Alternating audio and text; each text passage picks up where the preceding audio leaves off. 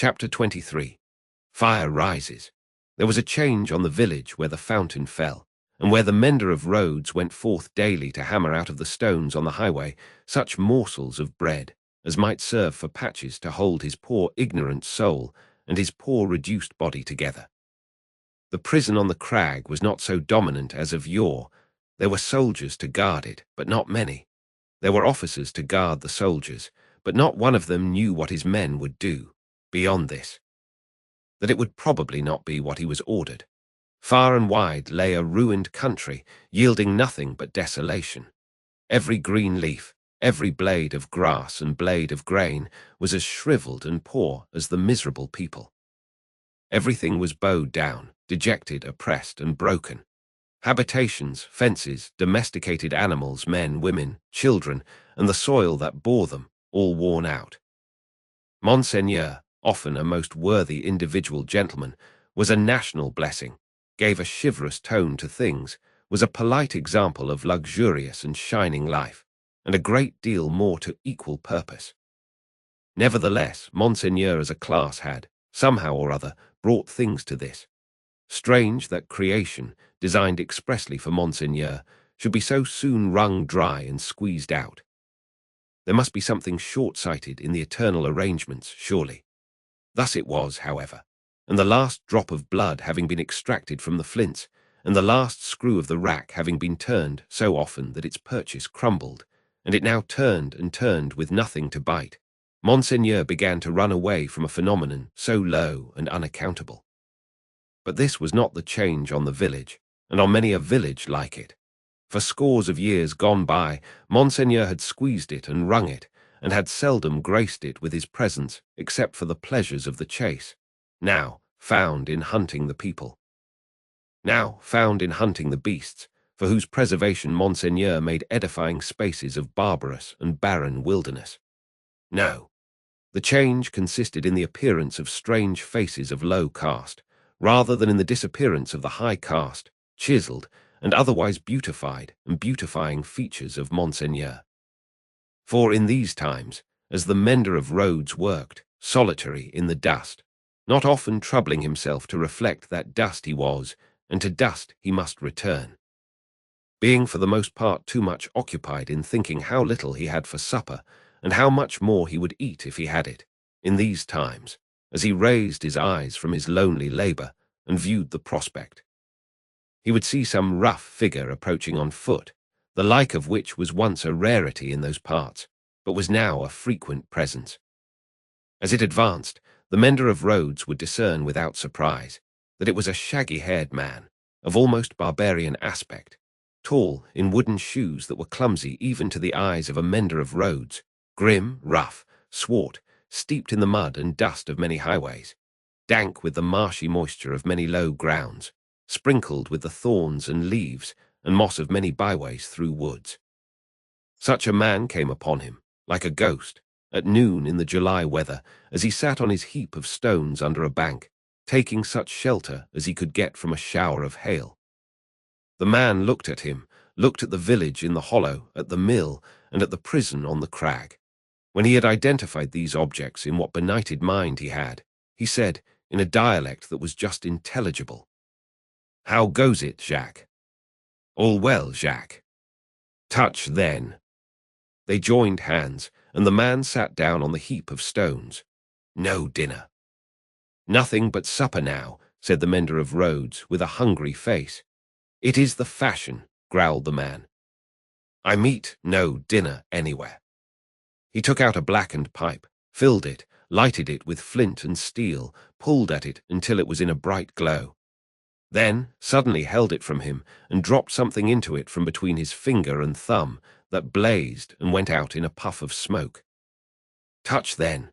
It was the turn of the mender of roads to say it this time, after observing these operations. They again joined hands. "Tonight," said the mender of roads. "Tonight," said the man, putting the pipe in his mouth. "Where?" "Here." He and the mender of roads sat on the heap of stones, looking silently at one another, with the hail driving in between them like a pygmy charge of bayonets, until the sky began to clear over the village. "Show me," said the traveller then, moving to the brow of the hill. See, returned the mender of roads with extended finger. You go down here and straight through the street and past the fountain. To the devil with all that, interrupted the other, rolling his eye over the landscape. I go through no streets and past no fountains. Well, about 2 leagues beyond the summit of that hill, above the village. Good. When do you cease to work? At sunset. Will you wake me before departing? I have walked 2 nights without resting. Let me finish my pipe, and I shall sleep like a child. Will you wake me? Surely. The wayfarer smoked his pipe out, put it in his breast, slipped off his great wooden shoes, and lay down on his back on the heap of stones. He was fast asleep directly.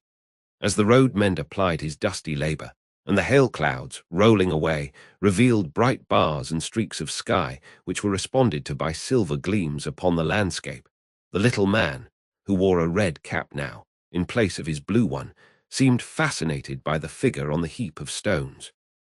His eyes were so often turned towards it that he used his tools mechanically, and one would have said, to very poor account.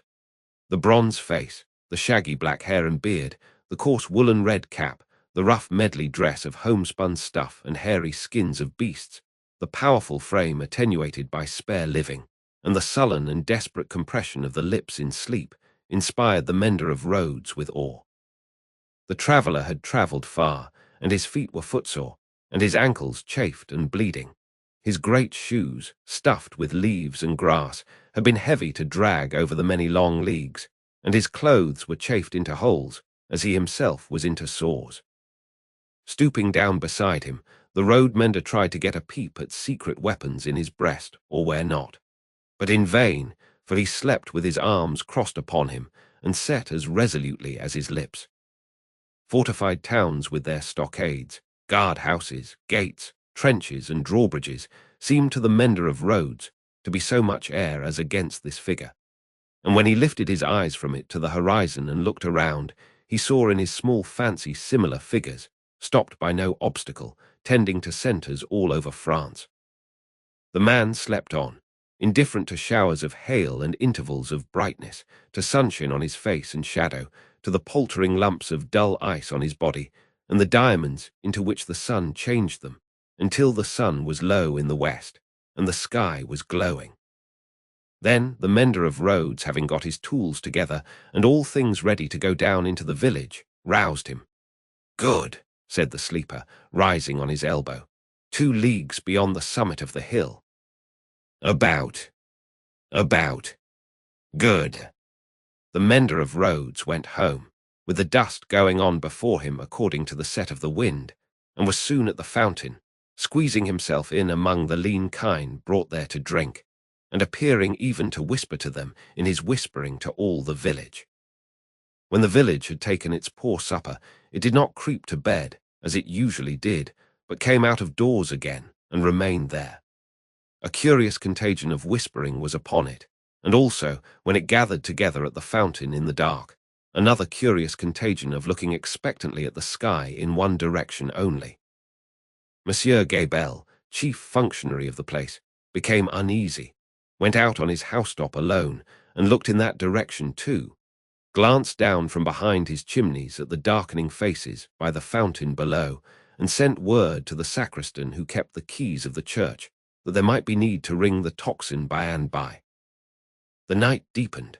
The trees environing the old chateau, keeping its solitary state apart, moved in a rising wind, as though they threatened the pile of building massive and dark in the gloom.